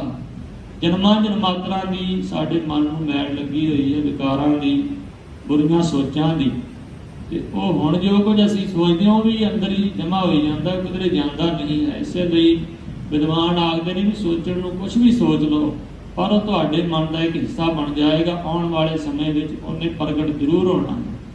ਇਸ ਲਈ ਮਹਾਰਾਜ ਕਹਿੰਦੇ ਇਸ ਅਵਸਥਾ 'ਚ ਪਹੁੰਚ ਕੇ ਨਾ ਘਾੜਤ ਘੜੀ ਜਾਂਦੀ। ਦੇਖੋ ਧਰਮ ਖੰਡ 'ਚ ਘਾੜਤ ਨਹੀਂ ਘੜੀ ਜਾਂਦੀ, ਮਨ ਨਹੀਂ ਬਦਲਦਾ ਧਰਮ ਖੰਡ 'ਚ। ਧਰਮ ਖੰਡ 'ਚ ਕੇਵਲ ਬੰਦਾ ਧਰਮ ਦੇ ਚਿੰਨ੍ਹ ਪਾ ਲੈਂਦਾ ਵੀ ਅੰਮ੍ਰਿਤ ਛਕ ਲਿਆ, ਸ੍ਰੀ ਸਾਹਿਬ ਪਾ ਲਿਆ, ਕੜਾ ਪਾ ਲਿਆ, ਕੰਘਾ ਸੀਸ ਤੇ ਟਿਕਾ ਲਿਆ। ਇਸੇ ਲਈ ਕਈ ਲੋਕ ਫਿਰ ਕਈ ਗੁਰਮੁਖ ਪਿਆਰੇ ਆਉਂਦੇ ਨੇ ਵੀ ਫਲਾਣਾ ਬੰਦਾ ਤੇ ਅੰਮ੍ਰਿਤਧਾਰੀ, ਉਹਦੇ ਜੀਵਨ 'ਚ ਬਦਲਾਅ ਕੋਈ ਨਹੀਂ, ਉਹ ਤੇ ਦੂਜਿਆਂ ਨਾਲੋਂ ਵੀ ਜ਼ਿਆਦਾ ਹੰਕਾਰੀ ਹੈ। ਉਹਦਾ ਕਾਰਨ ਉਹ ਕਸੂਰ ਅੰਮ੍ਰਿਤ ਦਾ ਨਹੀਂ, ਕਸੂਰ ਗੁਰੂ ਦਾ ਨਹੀਂ ਹੈ। ਕਸੂਰ ਉਸ ਮਨੁੱਖ ਦੀ ਸੋਚਦਾ ਵੀ ਉਹ ਅੱਗੇ ਨਹੀਂ ਤੁਰਿਆ, ਉਹ ਉੱਥੇ ਰੁਕ ਗਿਆ। ਉਹਨੇ ਚੱਲਣਾ ਅਗਾਂਹ ਸੀ ਪਰ ਉੱਥੇ ਟਿਕ ਗਿਆ, ਅਗਾਂਹ ਚੱਲ ਨਹੀਂ ਸਕਿਆ। ਇਸ ਵਾਸਤੇ ਉਹ ਦੁਨੀਆ ਵਿੱਚ ਧਰਮ ਦੀ ਬਦਨਾਮੀ ਦਾ ਵੀ ਕਾਰਨ ਬਣਦਾ ਕਿ ਲੋਕ ਆਖਦੇ ਨੇ ਵੇਖੋ ਆ ਗੁਰੂ ਗੋਬਿੰਦ ਸਿੰਘ ਦਾ ਸਿੱਖ ਇੱਦਾਂ ਦਾ। ਇਸ ਲਈ ਗੁਰੂ ਦੇ ਸਿੱਖ ਨੇ ਅਗਾਂਹ ਚੱਲਣਾ ਹੈ ਤੇ ਅਗਾਂਹ ਚੱਲ ਕੇ ਨਾ ਗਿਆਨ ਖੰਡ 'ਚ ਘਾੜਤ ਘੜੀ ਜਾਂਦੀ। ਗਿਆਨ ਖੰਡ 'ਚ ਵੀ ਕੋਈ ਬਹੁਤਾ ਬਦਲਾਅ ਨਹੀਂ ਆਉਂਦਾ ਜ਼ਿੰਦਗੀ 'ਚ। ਗਿਆਨ ਖੰਡ 'ਚ ਕੇਵਲ ਸਮਝ ਆਉਂਦੀ ਵੀ ਮੈਂ ਆਹ ਕਰਨਾ ਹੈ, ਗਿਆਨ ਪ੍ਰਾਪਤ ਹੋ ਜਾਂਦਾ। ਗਿਆਨ ਖੰਡ 'ਚ ਮਨੁੱਖ ਨੂੰ ਪਤਾ ਲੱਗ ਜਾਂਦਾ ਕਿ ਆਹ ਚੰਗਾ ਤੇ ਆਹ ਮਾੜਾ। ਅੱਗੇ ਮਨੁੱਖ ਨੇ ਚੱਲਣਾ ਆਪ ਹੈ, ਅੱਗੇ ਮਨੁੱਖ ਨੇ ਅਗਾਂਹ ਪੈਂਡਾ ਆਪ ਤੈਅ ਕਰਨਾ। ਵੀ ਜਿਵੇਂ ਕੋਈ ਪੁੱਛ ਲਏ ਕਿ ਅੰਮ੍ਰਿਤਸਰ ਨੂੰ ਕਿਹੜਾ ਰਾਹ ਜਾਂਦਾ ਤੇ ਉਹ ਇੱਥੇ ਮਕਸੂਦਾਂ ਬਾਈਪਾਸ ਤੇ ਖਲੋਤਾ ਹੀ ਰਹੇ, ਉਹ ਅਗਾਂਹ ਚੱਲੇ ਹੀ ਨਾ ਤੇ ਉਹ ਨਹੀਂ ਪਹੁੰਚ ਸਕੇਗਾ। ਇਸ ਪ੍ਰਕਾਰ ਜਿਹੜਾ ਚੱਲ ਪਏਗਾ ਉਹ ਪਹੁੰਚ ਜਾਏਗਾ ਸਹਿਜੇ। ਇਸੇ ਤਰ੍ਹਾਂ ਜਿਹੜਾ ਧਰਮ ਦਾ ਰਸਤਾ ਹੈ ਇਹਦੇ ਤੇ ਵੱਖ-ਵੱਖ ਪੜਾਅ ਹਨ, ਵੱਖ-ਵੱਖ ਅਵਸਥਾਵਾਂ ਹਨ। ਇਸ ਅਵਸਥਾ ਵਿੱਚ ਜਿਹੜੀ ਤੀਜੀ ਅਵਸਥਾ ਜਿੱਥੇ ਆਣ ਕੇ ਮਨੁੱਖ ਕਰੜੀ ਮਿਹਨਤ ਕਰਦਾ ਹੈ, ਅੰਮ੍ਰਿਤ ਵੇਲੇ ਉੱਠਣਾ, ਗੁਰੂ ਦੀ ਬਾਣੀ ਪੜ੍ਹਨੀ, ਵੱਧ ਤੋਂ ਵੱਧ ਬਾਣੀ ਦਾ ਜਾਪ ਕਰਨਾ, ਸੇਵਾ ਕਰਨੀ ਅਤੇ ਮਾੜੇ ਕੰਮਾਂ ਵੱਲੋਂ ਆਪਣੇ ਆਪ ਨੂੰ ਵਰਜ ਕੇ ਰੱਖਣਾ, ਝੂਠ ਬੋਲਣ ਤੋਂ ਗੁਰੇਜ਼ ਕਰਨਾ, ਨਿੰਦਿਆ ਚੁਗਲੀ ਸੁਣਨ ਤੋਂ ਗੁਰੇਜ਼ ਕਰਨਾ। ਇਹ ਕੰਮ ਬੜਾ ਔਖਾ ਹੈ। ਇਸੇ ਲਈ ਮਹਾਰਾਜ ਨੇ ਆਖਿਆ ਸਰਮ ਖੰਡ, ਮਿਹਨਤ ਵਾਲਾ ਖੰਡ, ਜਿੱਥੇ ਬਹੁਤ ਤਪੱਸਿਆ ਘਾਲਣੀ ਪੈਂਦੀ ਹੈ। ਝੂਠ ਬੋਲਣ ਤੋਂ ਗੁਰੇਜ਼ ਕਰਨਾ, ਝੂਠ ਸੁਣਨ ਤੋਂ ਗੁਰੇਜ਼ ਕਰਨਾ, ਨਿੰਦਿਆ ਕਰਨ ਤੋਂ ਗੁਰੇਜ਼ ਕਰਨਾ, ਨਿੰਦਿਆ ਸੁਣਨ ਤੋਂ ਗੁਰੇਜ਼ ਕਰਨਾ, ਬਚਣਾ ਇਹਨਾਂ ਬੁਰੇ ਵਿਕਾਰਾਂ ਤੋਂ, ਬੇਈਮਾਨੀ ਕਰਨ ਤੋਂ ਬਚਣਾ। ਇਹ ਜਿਹੜੀ ਅਵਸਥਾ ਹੈ ਇਹਦੇ ਵਿੱਚ ਆਣ ਕੇ ਘਾੜਤ ਘੜੀ ਹੈ, ਮਨ ਦੀ ਘਾੜਤ ਘੜੀ ਜਾਂਦੀ ਹੈ। ਮਨ ਜਿਹੜਾ ਵਿੰਗਾ ਟੇਢਾ ਨਾ, ਮਾੜੇ ਵਿਚਾਰ ਨੇ ਉਹ ਅੰਦਰੋਂ ਗੁਰੂ ਸਾਹਿਬ ਜੀ ਕੱਢ ਦਿੰਦੇ ਨੇ, ਧੋ ਦਿੰਦੇ ਨੇ ਮਨ ਨੂੰ, ਇਹਨੂੰ ਘੜ ਦਿੰਦੇ ਨੇ ਚੰਗੀ ਤਰ੍ਹਾਂ ਬਾਣੀ ਦੇ ਅਨੁਸਾਰ। ਬਹੁਤ ਅਨੂਪ ਕਹਿੰਦੇ ਨੇ ਜਿਹਦੀ ਉਪਮਾ ਨਾ ਕੀਤੀ ਜਾ ਸਕੇ। ਇਸ ਅਵਸਥਾ ਵਿੱਚ, ਤੀਸਰੀ ਅਵਸਥਾ ਵਿੱਚ ਇਹੋ ਜਿਹਾ ਮਨ ਘੜਿਆ ਜਾਂਦਾ ਹੈ ਕਿ ਜਿਹਦੇ ਬਾਰੇ ਕੋਈ ਪ੍ਰਮਾਣ ਨਹੀਂ ਦਿੱਤਾ ਜਾ ਸਕਦਾ। ਇੰਨਾ ਸੁੰਦਰ ਮਨ ਹੋ ਜਾਂਦਾ। ਜਿਹੜਾ ਮਨ ਕਦੀ ਬੁਰੀਆਂ ਚਿਤਵਣੀਆਂ ਚਿਤਵਦਾ ਸੀ, ਉਹ ਮਨ ਹੁਣ ਚੰਗੇ ਵਿਚਾਰ ਦਿੰਦਾ ਹੈ, ਪਰਉਪਕਾਰੀ ਸੁਭਾਅ ਬਣ ਜਾਂਦਾ ਹੈ ਮਨ ਦਾ। ਤਾਕੀਆਂ ਗੱਲਾਂ ਤਥੀਆਂ ਨਾ ਜਾਹੇ, ਜੇ ਕੋ ਕਹੈ ਪਿਛੈ ਪਛਤਾਏ। ਤਾਂ ਕੀਆਂ ਗੱਲਾਂ, ਇਸ ਅਵਸਥਾ ਵਾਲੇ ਦੀਆਂ ਗੱਲਾਂ ਜਿਹੜੀਆਂ ਨਾ ਕਹੀਆਂ ਨਹੀਂ ਜਾ ਸਕਦੀਆਂ, ਕਥੀਆਂ ਕਥਨ ਨਹੀਂ ਕੀਤੀਆਂ ਜਾ ਸਕਦੀਆਂ। ਉਹਦੀਆਂ ਕੀ ਗੱਲਾਂ ਕੋਈ ਬਿਆਨ ਕਰ ਸਕਦਾ ਹੈ? ਉਹਦੀ ਸੇਵਾ ਦੀਆਂ, ਉਹਦੀ ਜ਼ਿੰਦਗੀ ਦੀਆਂ, ਉਹ ਬਹੁਤ ਮਹਾਨ ਹੋ ਜਾਂਦਾ ਹੈ। ਜੇ ਕੋ ਕਹੈ ਪਿਛੈ ਪਛਤਾਏ, ਜੇ ਕੋਈ ਕਹੇ ਵੀ ਮੈਂ ਉਸ ਸਰਮਖੰਡ ਦੀ ਅਵਸਥਾ ਵਿੱਚ ਪਹੁੰਚੇ ਹੋਏ ਮਨੁੱਖ ਦੀ ਸਿਫਤ ਸਲਾਹ ਪੂਰਨ ਕਰਨੀ ਹੈ, ਮੈਂ ਉਹਦੇ ਬਾਰੇ ਕੁਝ ਕਹਿਣਾ ਹੈ, ਜੇ ਕੋਈ ਕਹਿੰਦਾ ਹੈ ਤੇ ਪਿੱਛੋਂ ਪਛਤਾਉਣਾ ਪੈਂਦਾ ਹੈ। ਕਿਉਂਕਿ ਉਹ ਪੂਰਨ ਤੌਰ ਤੇ ਉਸ ਮਹਾਂਪੁਰਖ ਦੀ ਸਰਮਖੰਡ ਵਿੱਚ ਪਹੁੰਚੇ ਹੋਏ ਗੁਰਮੁਖ ਦੀ ਅਵਸਥਾ ਨੂੰ ਬਿਆਨ ਨਹੀਂ ਕਰ ਸਕਦਾ। ਫਿਰ ਉਹ ਪਛਤਾਉਂਦਾ ਵੀ ਮੈਂ ਤੇ ਐਵੇਂ ਯਤਨ ਕੀਤਾ। ਇਸ ਦੀ ਸ਼ੋਭਾ, ਇਸ ਗੁਰਮੁਖ ਦੇ ਗੁਣ ਤਾਂ ਬਹੁਤ ਵਧੇਰੇ ਹਨ, ਬੜੇ ਜ਼ਿਆਦਾ ਹਨ। ਤਿਥੈ ਘੜੀਐ ਸੁਰਤ ਮਤ ਮਨ ਬੁੱਧ, ਤਿਥੈ ਘੜੀਐ ਸੁਰਾ ਸਿਧਾ ਕੀ ਸੁਧ। ਇਸ ਅਵਸਥਾ ਵਿੱਚ ਆਣ ਕੇ ਜਿਹੜੀ ਸੁਰਤੀ ਹੈ ਨਾ ਮਨੁੱਖ ਦੀ, ਵਿਚਾਰ ਧਿਆਨ, ਇਹ ਘੜਿਆ ਜਾਂਦਾ ਹੈ। ਧਿਆਨ ਬੁਰੇ ਕਰਮਾਂ ਵੱਲ ਨਹੀਂ ਜਾਂਦਾ। ਮਤ ਘੜੀ ਜਾਂਦੀ, ਮਤ ਚੰਗੀ ਪ੍ਰਾਪਤ ਹੋ ਜਾਂਦੀ, ਮਤ ਚੰਗੇ ਕਰਮਾਂ ਵੱਲ ਪ੍ਰੇਰਿਤ ਕਰਦੀ। ਮਨ ਵੀ ਚੰਗੇ ਫੁਰਨੇ ਛੱਡਦਾ ਹੈ, ਬੁੱਧੀ ਅਗਾਂਹ ਚੰਗੇ ਨਿਰਣੇ ਕਰਦੀ ਹੈ। ਚੰਗਾ ਮਨ ਤੇ ਚੰਗੇ ਫੁਰਨੇ ਕਰ ਵੀ ਲੈਂਦਾ ਕਈ ਵਾਰੀ ਆਮ ਮਨੁੱਖਾਂ ਦਾ, ਪਰ ਉਹਨਾਂ ਦੀ ਅੱਗੇ ਬੁੱਧੀ ਮਲੀਨ ਹੁੰਦੀ ਵੀ ਉਹ ਅੱਗੇ ਕੰਮ ਕਰਨ ਨਹੀਂ ਦਿੰਦੀ। ਜੇ ਕੋਈ ਮਨੁੱਖ ਚੰਗਾ ਕਰਮ ਕਰਨ ਲੱਗੇ ਤਾਂ ਜਿਹੜੀ ਬੁੱਧੀ ਹੈ, ਜਿਹਨੇ ਅੱਗੇ ਨਿਰਣਾ ਕਰਨਾ ਹੁੰਦਾ, ਜਿਹਨੇ ਅੱਗੇ ਵਿਚਾਰ ਕਰਕੇ ਸਰੀਰ ਨੂੰ ਕੰਮ ਚਲਾਉਣਾ ਹੁੰਦਾ ਹੈ, ਉਹ ਅੱਗੇ ਮਨੁੱਖ ਦੇ ਜੀਵਨ 'ਚ ਰੁਕਾਵਟ ਬਣ ਜਾਂਦੀ। ਆਮ ਮਨੁੱਖ ਦੀ ਵਾਹ ਦੀ ਵੀ ਐਵੇਂ ਚੰਗਾ ਕਰਮ ਕਰਕੇ ਕੀ ਪ੍ਰਾਪਤ ਹੋਣਾ ਤੈਨੂੰ, ਵਾਹ ਕਰਕੇ ਕੀ ਮਿਲਣਾ ਹੈ ਤੈਨੂੰ। ਇਸੇ ਤਰ੍ਹਾਂ ਉੱਦਾਂ ਗੁਰੂ ਦੇ ਚਰਨਾਂ 'ਚ ਮਾਇਆ ਭੇਟਾਂ ਕੀਤੀਆਂ, ਕੀ ਮਿਲਣਾ ਲੋਕਾਂ ਸਾਹਮਣੇ ਇਸੇ ਤਰ੍ਹਾਂ ਪ੍ਰਗਟ ਕਰਕੇ ਮਾਇਆ ਦੇ ਵੀ ਪਤਾ ਲੱਗੇ ਚਾਰ ਜਣਿਆਂ ਨੂੰ ਮੈਂ ਮਾਇਆ ਦਿੱਤੀ ਹੈ। ਉਹ ਬੁੱਧੀ ਜਿਹੜੀ ਮਨੁੱਖ ਦੀ ਮਲੀਨ ਬੁੱਧੀ, ਉਹ ਮਨ ਦੇ ਚੰਗੇ ਫੁਰਨਿਆਂ ਨੂੰ ਵੀ ਬੁਰਾ ਕਰ ਦਿੰਦੀ ਹੈ। ਪਰ ਇਸ ਅਵਸਥਾ ਵਿੱਚ ਮਨੁੱਖ ਦੀ ਬੁੱਧੀ ਵੀ ਚੰਗੇ ਨਿਰਣੇ ਕਰਦੀ ਹੈ। ਮਾੜਾ ਫੁਰਨਾ ਜੇ ਮਨ 'ਚ ਕੋਈ ਕਿਸੇ ਦੁਆਰਾ ਪੈ ਵੀ ਜਾਏ ਕੰਨਾਂ ਰਾਹੀਂ, ਤੇ ਉਹ ਬੁੱਧੀ ਉਹਨੂੰ ਉਸ ਮਾੜੇ ਕਰਮ ਨੂੰ ਕਰਨ ਨਹੀਂ ਦਿੰਦੀ। ਬੁੱਧੀ ਵੀ ਘੜੀ ਜਾਂਦੀ ਮਨੁੱਖ ਦੀ, ਮਨ ਘੜਿਆ ਜਾਂਦਾ ਹੈ, ਮਤ ਘੜੀ ਜਾਂਦੀ ਹੈ, ਸੁਰਤ ਧਿਆਨ ਘੜਿਆ ਜਾਂਦਾ ਹੈ। ਧਿਆਨ ਨਹੀਂ ਬੁਰੇ ਕਰਮਾਂ ਵੱਲ ਨਹੀਂ ਜਾਂਦਾ। ਤਿੱਥੈ ਘੜੀਐ ਸੁਰਾਂ ਸਿੱਧਾਂ ਕੀ ਸੁਧ। ਇਸ ਅਵਸਥਾ ਵਿੱਚ ਘੜੀ ਜਾਂਦੀ ਹੈ ਮਨੁੱਖ ਦੀ ਜ਼ਿੰਦਗੀ ਜਿਵੇਂ ਸੁਰਾਂ। ਸੁਰ ਕਹਿੰਦੇ ਨੇ ਦੇਵਤੇ ਨੂੰ, ਦੇਵਤਿਆਂ ਵਰਗਾ ਮਨੁੱਖ ਬਣ ਜਾਂਦਾ ਹੈ। ਸਿੱਧਾਂ ਕੀ ਸੁਧ, ਸਿੱਧਾਂ ਵਰਗੀ ਸੋਝੀ ਪ੍ਰਾਪਤ ਹੋ ਜਾਂਦੀ। ਜਿਹੜੀ ਦੇਵਤਿਆਂ ਨੂੰ ਜਿੰਨੀ ਕੁ ਸੋਝੀ ਹੈ ਨਾ, ਜਿੰਨੀ ਸਿੱਧਾਂ ਨੂੰ ਸੋਝੀ ਹੈ, ਉਹ ਸਰਮਖੰਡ 'ਚ ਪਹੁੰਚਣ ਵਾਲੇ ਗੁਰੂ ਦੇ ਸਿੱਖ ਨੂੰ ਸਹਿਜ ਸੁਭਾਏ ਮਿਲ ਜਾਂਦੀ। ਉੱਚੀ ਅਵਸਥਾ, ਜਿਵੇਂ ਦੇਵਤੇ ਕਿਤੇ ਵੀ ਜਾ ਸਕਦੇ ਨੇ, ਕੁਝ ਵੀ ਕਰ ਸਕਦੇ ਹਨ, ਇਸੇ ਤਰ੍ਹਾਂ ਸਰਮਖੰਡ 'ਚ ਪਹੁੰਚੇ ਹੋਏ ਮਨੁੱਖਾਂ ਦੇ ਬੋਲ ਵੀ ਸੱਚੇ ਹੋ ਜਾਂਦੇ ਨੇ। ਇਸੇ ਤਰ੍ਹਾਂ ਅਵਸਥਾ ਵੀ ਉੱਚੀ ਹੋ ਜਾਂਦੀ ਹੈ, ਕਿਤੇ ਵੀ ਜਾ ਸਕਦੇ ਨੇ, ਕੁਝ ਵੀ ਕਰ ਸਕਦੇ ਹਨ। ਜਿਵੇਂ ਸ੍ਰੀ ਗੁਰੂ ਅਮਰਦਾਸ ਮਹਾਰਾਜ ਸੱਚੇ ਪਾਤਸ਼ਾਹ ਜੀ ਨੇ ਸਹਿਜ ਸੁਭਾਏ ਬਚਨ ਕੀਤਾ ਸੀ ਨਾ ਕਿ ਇਸ ਤਪੇ ਨੂੰ ਪਿੰਡ 'ਚੋਂ ਕੱਢ ਦਿਓ। ਇਹਨੇ ਗੁਰੂ ਅੰਗਦ ਸਾਹਿਬ ਸੱਚੇ ਪਾਤਸ਼ਾਹ ਜੀ ਦੀ ਬੇਅਦਬੀ ਕੀਤੀ ਹੈ, ਉਹਨਾਂ ਨੂੰ ਦੁੱਖ ਦਿੱਤਾ, ਨਗਰ 'ਚੋਂ ਬਾਹਰ ਭੇਜਿਆ ਹੈ। ਇਸ ਵਾਸਤੇ ਮੀਂਹ ਤਾਂ ਪਏਗਾ ਵੀ ਜੇ ਇਹਨੂੰ ਜਿੱਥੇ ਜਿੱਥੇ ਲੈ ਕੇ ਜਾਓਗੇ ਖੇਤ 'ਚ, ਉੱਥੇ ਉੱਥੇ ਮੀਂਹ ਪੈ ਜਾਏਗਾ। ਉਹ ਜੱਟ ਜ਼ਿਮੀਂਦਾਰਾਂ ਨੇ ਆਪੋ ਆਪਣੀ ਪੈਲੀ ਵੱਲ ਨੂੰ ਖਿੱਚਦਿਆਂ ਧੁੰਦਿਆਂ ਹੋਇਆਂ ਉਹ ਤਪਾ ਜਿਹੜਾ ਸੀ ਮਾਰ ਦਿੱਤਾ ਸੀ। ਉਸ 'ਤੇ ਮੀਂਹ ਪਈ ਗਿਆ। ਜਿੱਥੇ ਜਿੱਥੇ ਲੈ ਕੇ ਜਾਂਦੇ ਉਸ ਤਪੇ ਨੂੰ ਖਿੱਚ ਕੇ ਉੱਥੇ ਉੱਥੇ ਮੀਂਹ ਪੈਂਦਾ। ਇਸ ਤਰ੍ਹਾਂ ਕੋਈ ਆਪਣੀ ਪੈਲੀ 'ਚ ਕੋਈ ਬਾਂਹ ਲੈ ਗਿਆ, ਕੋਈ ਲੱਤ ਖਿੱਚ ਕੇ ਲੈ ਗਿਆ। ਇਸ ਪ੍ਰਕਾਰ ਹਾਲਤ ਹੋਈ ਸੀ। ਗੁਰੂ ਅਮਰਦਾਸ ਮਹਾਰਾਜ ਜੀ ਨੂੰ, ਸੱਚੇ ਪਾਤਸ਼ਾਹ ਜੀ ਨੂੰ ਅਵਸਥਾ ਪ੍ਰਾਪਤ ਹੋ ਗਈ ਸੀ ਕਿ ਦੇਵਤਿਆਂ ਵਾਲੀ, ਸਿੱਧਾਂ ਵਾਲੀ, ਸਿੱਧੀਆਂ ਸਿੱਧੀਆਂ ਪ੍ਰਾਪਤ ਹੋ ਗਈਆਂ ਸਨ। ਜਦੋਂ ਠੇਡਾ ਲੱਗਾ ਸੀ ਉਦੋਂ ਵੀ ਮਹਾਰਾਜ ਜੀ ਨੇ ਸੁਭਾਵਕ ਹੀ ਆਖ ਦਿੱਤਾ ਸੀ। ਜਦੋਂ ਜੁਲਾਹੇ ਨੇ ਪੁੱਛਿਆ ਸੀ ਆਪਣੀ ਘਰਵਾਲੀ ਨੂੰ ਕਿ ਕੌਣ ਹੈ ਇਸ ਵਕਤ, ਤਾਂ ਉਹ ਘਰਵਾਲੀ ਨੇ, ਜੁਲਾਹੇ ਜੀ ਨੇ ਆਖਿਆ ਸੀ ਹੋਰ ਕੌਣ ਹੈ, ਅਮਰੁਨਥਾਵਾ ਹੋਏਗਾ। ਤੇ ਮਹਾਰਾਜ ਨੇ ਸਹਿਜ ਸੁਭਾਏ ਆਖਿਆ ਸੀ, ਗੁੱਸੇ ਨਾਲ ਨਹੀਂ, ਜਾਣ ਬੁੱਝ ਕੇ ਨਹੀਂ, ਸਹਿਜ ਸੁਭਾਏ ਆਖਿਆ ਸੀ, ਕਮਲੀਏ ਮੈਂ ਤੇ ਗੁਰੂ ਵਾਲਾ, ਮੈਂ ਤੇ ਥਾਵਾਂ ਵਾਲਾ ਹਾਂ, ਮੈਨੂੰ ਤੇ ਲੋਕ ਪਰਲੋਕ 'ਚ ਥਾਂ ਪ੍ਰਾਪਤ ਹੋ ਗਈ ਹੈ, ਮੈਂ ਕਦੋਂ ਨਿਥਾਵਾਂ। ਇੰਨਾ ਵਚਨ ਕਹਿਣ ਦੀ ਦੇਰ ਸੀ ਕਿ ਜੁਲਾਹੇ ਦੀ ਘਰਵਾਲੀ ਕਮਲੀ ਹੋ ਗਈ ਸੀ, ਉਹਦੇ ਦਿਮਾਗ 'ਚ ਫਰਕ ਪੈ ਗਿਆ ਸੀ। ਇਸ ਪ੍ਰਕਾਰ ਜਿਹੜਾ ਸੇਵਾ ਕਰਦਾ ਹੈ, ਇਸ ਅਵਸਥਾ 'ਚ ਪਹੁੰਚ ਜਾਂਦਾ ਗਿਆਨ ਪ੍ਰਾਪਤ ਕਰਕੇ, ਉਹਨੂੰ ਸੁਰਾਂ ਦੇਵਤਿਆਂ ਵਾਲੀ, ਸਿੱਧਾਂ ਵਾਲੀ ਸੋਝੀ ਪ੍ਰਾਪਤ ਹੋ ਜਾਂਦੀ ਹੈ। ਤੇ ਜਿਹੜਾ ਸਰਮਖੰਡ ਹੈ ਨਾ, ਸੇਵਾ ਮਿਹਨਤ ਕਰਨੀ, ਇਹ ਵੀ ਤਾਂ ਹੀ ਸਫਲੀ ਜੇ ਗਿਆਨ ਹੋਏਗਾ। ਤੇ ਬਹੁਤ ਸਾਰੇ ਐਸੇ ਪ੍ਰੇਮੀ ਹੁੰਦੇ ਨੇ ਜਿਨ੍ਹਾਂ ਨੇ ਗਿਆਨ ਨਹੀਂ ਪ੍ਰਾਪਤ ਕੀਤਾ ਹੁੰਦਾ, ਬਾਣੀ ਬਾਰੇ ਜਾਂ ਗੁਰੂ ਦੀ ਸਿੱਖਿਆ ਬਾਰੇ ਕੁਝ ਜਾਣਦੇ ਨਹੀਂ ਹੁੰਦੇ, ਉਹ ਸੇਵਾ ਕਰਨ ਲੱਗ ਪੈਂਦੇ ਨੇ। ਪਰ ਫਿਰ ਸੇਵਾ ਦੇ ਵਿੱਚ ਹੰਕਾਰੀ ਹੋ ਜਾਂਦੇ ਨੇ ਕਿ ਸਾਡੇ ਜਿਹੜੀ ਸੇਵਾ ਕੌਣ ਕਰ ਸਕਦਾ ਹੈ।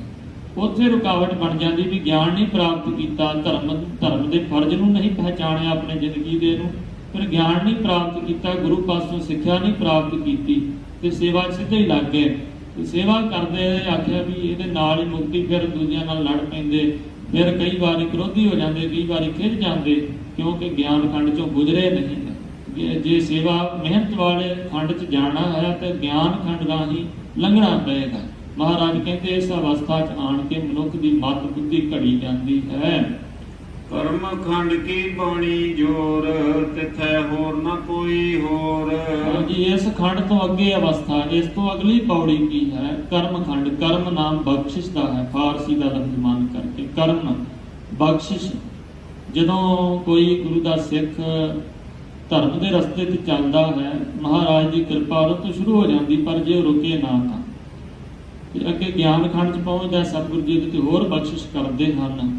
ਇਸੇ ਤਰ੍ਹਾਂ ਸਰਮ ਖੰਡ 'ਚ ਪਹੁੰਚਦਾ, ਜਦੋਂ ਮਿਹਨਤ ਘਾਲਣਾ ਘਾਲਦਾ ਹੈ ਤਾਂ ਮਹਾਰਾਜ ਉਹਦੇ ਤੇ ਫਿਰ ਬਖਸ਼ਿਸ਼ ਕਰਦੇ ਨੇ, ਵਿਸ਼ੇਸ਼ ਬਖਸ਼ਿਸ਼ ਕਰਦੇ ਹਨ।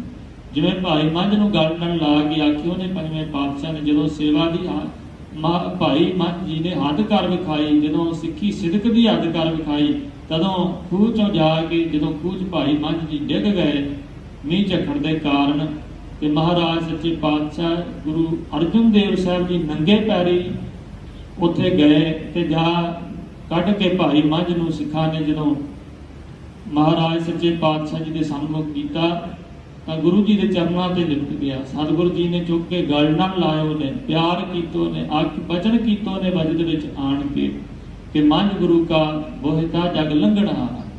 ਇਹ ਗੁਰੂ ਦਾ ਬੋਹਿਤ ਹੈ, ਇਹ ਬਖਸ਼ਿਸ਼ ਹੈ। ਜਦੋਂ ਗੁਰੂ ਮਹਾਰਾਜ ਬਖਸ਼ਿਸ਼ ਕਰਦੇ ਨੇ ਕਿਸੇ ਸਿੱਖ ਦੇ ਉੱਪਰ, ਇਸੇ ਤਰ੍ਹਾਂ ਬਾਬੇ ਬੁੱਢੇ ਸਾਹਿਬ ਦੇ ਬਖਸ਼ਿਸ਼ ਕੀਤੀ ਸੀ ਗੁਰੂ ਨਾਨਕ ਸਾਹਿਬ ਜੀ ਨੇ।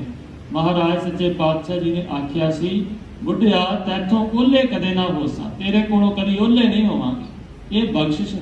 ਜਦੋਂ ਗੁਰੂ ਸਾਹਿਬ ਜੀ ਕਿਸੇ ਸਿੱਖ ਨੂੰ ਕਿਸੇ ਬਖਸ਼ਿਸ਼ ਨਾਲ ਨਿਵਾਜਦੇ ਨੇ, ਭਾਈ ਗਣੀ ਖਾਂ ਤੇ ਨਵੀ ਖਾਂ, ਉਹਨਾਂ ਤੇ ਬਖਸ਼ਿਸ਼ ਕੀਤੀ, ਲਿਖਤੀ ਤੌਰ ਤੇ ਹੁਕਮਨਾਮਾ ਮਹਾਰਾਜ ਸੱਚੇ ਪਾਤਸ਼ਾਹ ਜੀ ਨੇ ਦਿੱਤਾ। ये जो हैं, ये जो गनी खान और ये जो हैं मेरे फरजंदा से भेज हैं, मेरे काम आए हैं।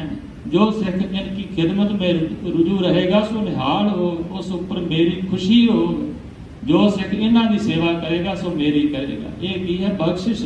ਜਦੋਂ ਗੁਰੂ ਸਾਹਿਬ ਜੀ ਆਪਣੇ ਸਿੱਖਾਂ ਨੂੰ ਬਖਸ਼ਿਸ਼ ਕਰਦੇ ਨੇ, ਮਿਹਰ ਕਰਦੇ ਨੇ, ਇਹ ਵੀ ਬਖਸ਼ਿਸ਼ ਹੈ। ਜਦੋਂ ਮਹਾਰਾਜ ਸੱਚੇ ਪਾਤਸ਼ਾਹ ਜੀ ਨੇ ਆਖ ਦਿੱਤਾ ਸੀ, ਇਨਹੀ ਕੀ ਕਿਰਪਾ ਕੇ ਸਜੇ ਹਮ ਹੈ, ਨਹੀਂ ਮੋਸੇ ਗਰੀਬ ਕਰੋੜ ਪਰੇ।